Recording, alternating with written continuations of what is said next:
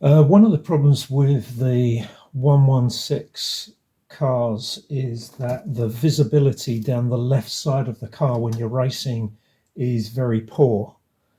And the proposed solution is to use a wider mirror like this that's bowed. This one's got a crack in it. I've got a replacement, but I thought as I'm going to be messing around with this, I might as well use this one. So the mirror is shipped with mounts for the roll bar, which would place the mirror about there. And I reckon if I've got a crash helmet on as well, that's just not very good. Yeah, it's not ideal. Where it really needs to be is where the mirror is now. So what I was going to do is I'm going to try temporarily, and I know this isn't going to be a solution, but I'll just stick a couple of elastic bands around this. Okay, now I would say that's ideal. That is so much better. But how on earth am I going to mount that onto that existing mirror? I think everybody takes the existing mirror off. I have to say I'm pretty nervous about it because it's bonded onto the windscreen, and I can imagine what's going to happen if I try and take it off. I'm going to end up with a big crack down the windscreen. I don't think I'm brave enough to do that, so I think that's going to have to stay in place. And I don't like the mirror this far back in the car. It needs to be there. Now I've got really good vision both behind and down the left hand side of the car. I think the other problem with a standard mirror setup is, although you have the wing mirrors, quite honestly, one of the first things you lose when you're racing is the wing mirrors, in my experience. Not every race, but I have run a number of 2 or 3 races last season where I lost the wing mirror because somebody clipped it. This is a good solution, but not where it should be mounted on the roll cage, I don't believe. I don't think that's going to be very good at all. So I'm going to have to figure out how to make up a more permanent fixture to fix the mirror onto the existing mirror mount. As you can see, I've made a plastic bracket. I printed it on my 3D printer. It's not terrifically successful, quite honestly. It's not very stable. And the funny thing is that overnight, I sort of woke up in the middle of the night and realized there's a better way of doing this. And it's not to use the 3D printer at all. What I'm going to do is use a piece of aluminium across the back of the mirror. I know we're looking through the windscreen here, so it's a bit of a pain, but I'm going to use a piece of aluminium that runs across the back of the mirror that bolts into the brackets, but then the aluminium will wrap over the top of the existing mirror, and I think that will give a much better solution. Anyway, I'm going to give that a go. Before I start cutting aluminium, I thought I'd mock it up in cardboard, which is something I do quite often.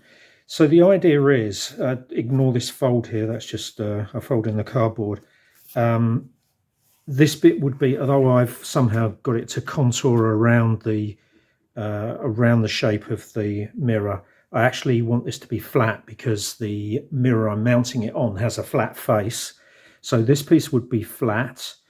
Then these bits will come up the side, and obviously there'll be holes in the side which so the bolts will go through and bolt this piece of aluminium onto the back of the mirror, and then this would form a hook over the old mirror like that.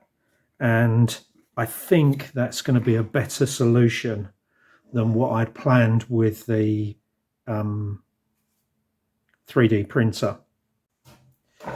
I bought this aluminium sheet, I think it's 3mm.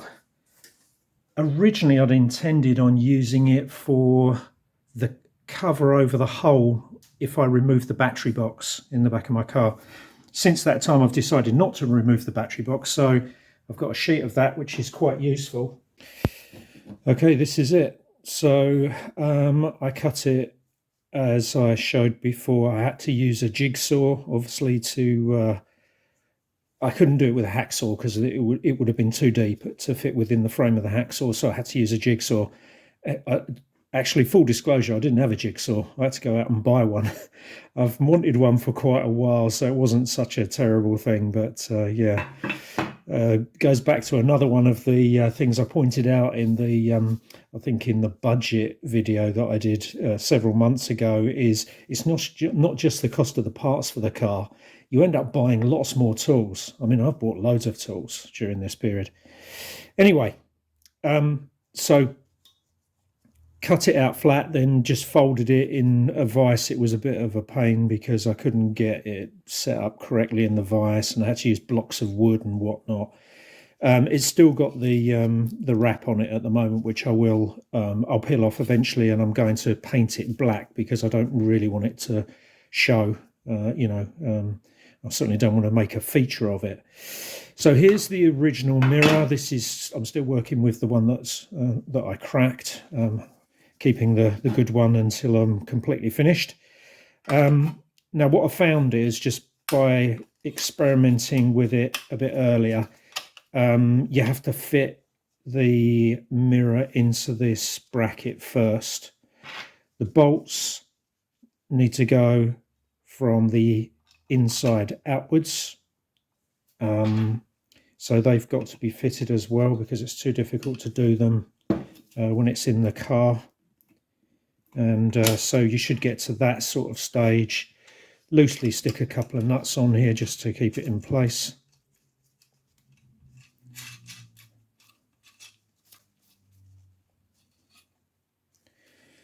And on the other side.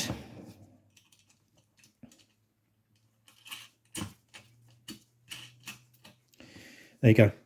Okay, let's have a go at fitting it and see if it fits over the existing mirror.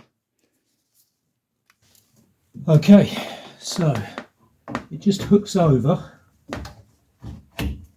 It's a reasonably tight fit on the ends, which actually is something quite fortunate, really. And there it is. It's light enough. The whole combination is light enough not to drag the existing mirror down, because obviously the existing mirror is on a swivel mount, and I was concerned if it was too heavy it would sort of pull down and just flop downwards, but it seems fine. I had debated, in fact I may still do it, putting some small pieces of foam between the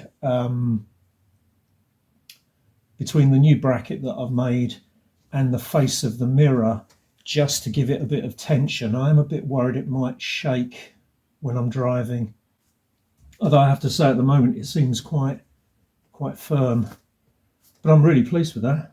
It seems to have worked well, and as was the desire and as is recommended by the 116 people, you get a lot better visibility down the left side of the car. I can see out of the left rear quarter light right at the very back, so I shouldn't have too many blind spots when I'm on the track. There's a bit of a blind spot just here level with me because I've got these really winged this really winged racing seat, but that's only a very small minor thing, and I can probably actually I can even put that around a bit further and still see everything out the back and see everything down the side. So all round, bit of a success, really. It's the completed bracket, so I just need to wait for the paint to harden off and then I'll fit it. Here's the completed bracket fitted. So you can see it just uses the existing bolt holes on the racing mirror, and fits, the bracket fits inside the two existing brackets and bolt up, and I've just bolted it up solid. You can now see, if I just angle that correctly, you can see, that gap between the plate and the back surface of the mirror, where it's got that sort of concave effect. And the flat bit will go against the flat mirror face of the existing mirror in the car. And here's the mirror in position with the new bracket. So it looks quite neat from this side. If I look through the windscreen, you can see that it's all quite neat. Yeah, I'm pretty happy with that actually.